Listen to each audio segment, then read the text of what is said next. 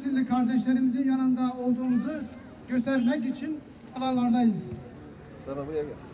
Zulmün olduğu yerde tarafsızlık, namussuzluktur diyerek Siyonizme karşı onurluca direnen kardeşlerimize omuz omuza vermek, kutlu direnişi sağlamak için buradayız. Kardeşlerim, ikiyüzlü suskunluğa karşı insanlık onurunu haykırmak için buradayız.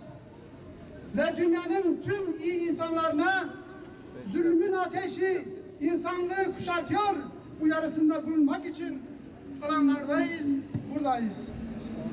Aziz kardeşlerim, sözün bittiği yerdeyiz. İkiyüzlüklerin zulmü azdırdığı zamandayız. Soykırımcı Siyonistler Filistin'de katliam yaparken susanların kıyameti zorladığı zamandayız. Evet, bugün Filistin'de mazlumların kanı üzerine kurulmuş bir rejim var. Bu şebekeye kimileri devlet diyor. Hayır, İsrail bir devlet değildir.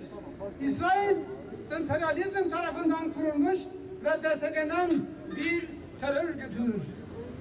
İsrail bütün dünyaya kötülük yayan soykırımcı bir organizasyondur.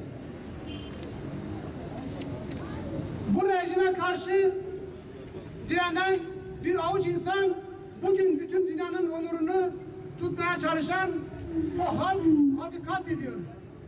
İnsanlık nerede? Onur nerede? Bugün Filistin'de can pazarı kurulmuş. Gazze'de çocuklar ölüyor.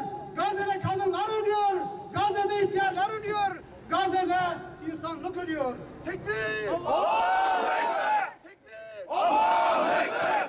Tekbir! Allahu Ekber! Tekbir! La ilahe illallah! Kardeşlerim, kan üzerine yükselmiş Batı medeniyeti katille aynı safta. Ey insanlık neredesin? Biz biliyoruz Filistin'de kardeşlerimiz onurlarıyla şehit oluyor. Dünyanın kötülüğü ise geride kalanların yakasına yapışıyor. Aziz kardeşlerim, şu vahşetin ortasında kan değerinden beslenen Siyonistlerin söylediklerine bakın. Nasıl bir kötülükle karşı karşıya olduğumuzu daha iyi anlarsınız. İsrail Savunma Bakanı çıkıyor, Filistinliler hakkında onlar insan değil, hayvanlarla savaşıyoruz diyorlar. Kötülüğün simgesi Netanyahu, Gazze'yi dümdüz edeceğiz diyor. Sözde Sağlık Bakanı hastanelere başvuran Filistinleri tedavi etmeyeceğiz diyor. Hatta hastanede yatan Filistinliler infaz edilebilir diyerek kutsal bir mesleği terör aracına dönüştürüyorlar. İllallah! La ilahe illallah! La ilahe illallah! La ilahe illallah! Amenillah lanetullah! Elektrik, su yiyecek görmeyecek. Ulaştırmaya çalışan araçlar vurulacak derken sözde bir milletvekili nükleer silah kullanmalıyız diyebiliyor. Değerli kardeşlerim, her savaşın bir hukuku vardır. Bütün mahlukatta bir denge vardır. Fakat bu kandan, ilimden beslenen örgüt vahşetini sınırlayacak hiçbir değere, hukuka sahip değildir.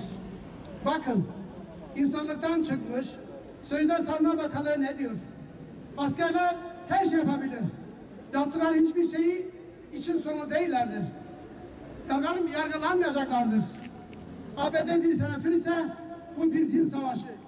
Her yeri bombalamalıyız diyerek kötülük rejimine dini bir kılık geçiriyor. Gerçekler bunlardan ibaret aziz kardeşlerim.